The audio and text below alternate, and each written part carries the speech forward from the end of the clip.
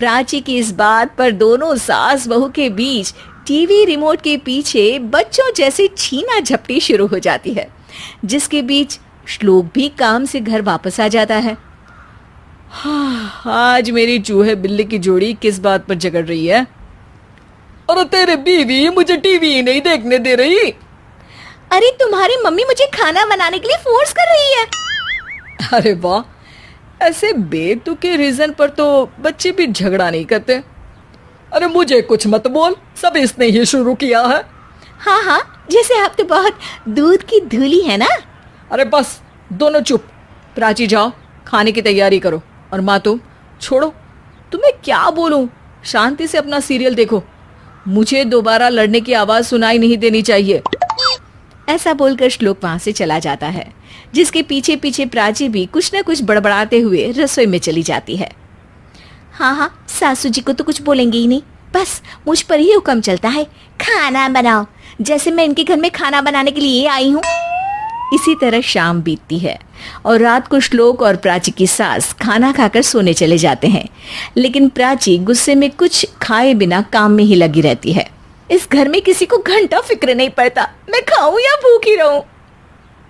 प्राची कुछ देर के लिए रसोई से बाहर जाती है और जैसे ही वापस आती है तो वहां दूध का भरा ग्लास देखकर हैरान रह जाती है। फिक्र पूरी है, बस दिखाना नहीं है। प्राची दूध पीकर सोने चली जाती है और अगली सुबह एक बार फिर सास बहू का कार्टून नेटवर्क स्टार्ट हो जाता है। ये तुमने ही किया है। अरे अजीब जबरदस्ती है, मैं बोल रही हूँ मैंने कुछ नहीं किया। दोनों ने मिलकर पूरे घर को पागल खाना बनाया हुआ है। यहाँ कोई नॉर्मल इंसान तो रह ही नहीं सकता, इसीलिए अब पड़ोसी क्या रिश्तेदार भी घर आने से कतराते हैं। और सुन बेटे, तू भी चंगा, तेरी माँ भी चंगी, तेरी बीवी भी चंगी, रिश्तेदार। हाँ जी, आपको नहीं पता क्या, गंगाधर ही शक्तिमान है, रिश्तेदार ही। हाँ हाँ, बस समझ गया। कभी जानवरों जैसे लड़ेंगी तो कभी जुगलबंदी करेंगी। भाई मैं आप दोनों के बीच में नहीं फंसना चाहता। सास बहू की इस मनमौजी जोड़ी से परेशान होकर श्लोक अपना सिर खुजलाता वहां से चला जाता है। चलो अब मैं भी कीर्तन में जा रही हूँ।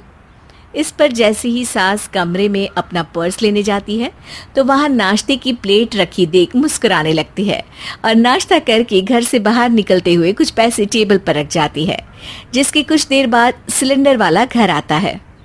ओ मोरी मैया, मैं सिलेंडर के बारे में तो बिल्कुल भूल ही गई थी। घर खर्च के सारे पैसे भी मम्मी के पास है और श्लोक से बोला तो उल्टा 4 बात सुनाएंगे। प्राची ये सोच ही रही होती है कि अचानक उसका चेहरा चमक उठता है और वो घर में आकर इधर उधर देखने लगती है। तभी उसकी नजर टेबल पर रखे पैसों पर पड़ती है, जिन्हें वो सिलेंडर वाले को दे देती है। ये सब श्लोक देख लेता है। अच्छा बेटे, इतना बड़ा घोटाला, सबके सामने मैं तेरी दुश्मन और पीठ पीछे तेरी मेरी यारी। इस पर श्लोक एक प्लान बनाता है और शाम को सब एक साथ बैठे होने पर बोलने लगता है। माँ, अरे जब बहू खुद कुछ काम बोले तो वो तुझे सुनता नहीं, और अब जो इसने बोला ही नहीं वो तू समझ गया। जब उसे नहीं जाना तो फिर जबरदस्ती क्यों कर रहा है? अच्छा, फिर आपको मौसी के घर छोड़ाता हूँ। बस अब आप दोनों एक घर में एक छत के नीचे नहीं रह सकती। मैं इस टॉम एंड जेरी की जोड़ी को और नहीं झेल सकता। है? ऐसे कैसे नहीं रह सकते? तुम्हें इतनी दिक्कत है तो तुम्हारा बोरिया बिस्तर पैक कर देती हूँ, लेकिन मम्मी जी कहीं नहीं जाएंगी। बिल्कुल यही सुनना था मुझे। अगर दोनों में इतना ही प्यार है फिर हर वक्त ये लड़ाई का नाटक क्यों करती हो? देखा मैंने कैसे माँ किचन में दूध रखती है और तुम उनके लिए कमरे में नाश्ता रखती हो, और कैसे वो पहले ही तुम्हारी दिक्कत समझकर घर में पैसे रखकर बाहर जाती है।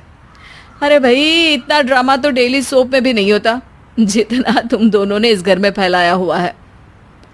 तू हमें टॉम एंड जेरी बोलता है ना, तो याद कर वो दोनों भी एक दूसरे को बाहर वालों की बुरी नजर से बचाने के लिए हमेशा सबके सामने लड़ते थे, लेकिन अकेले में दिक्कत के समय मदद भी तो करते थे।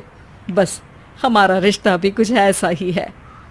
और वैसे भी अगर सास बहू में तू मैं नहीं होती तो दुनिया वालों को कहानियां कैसे मिलेंगी?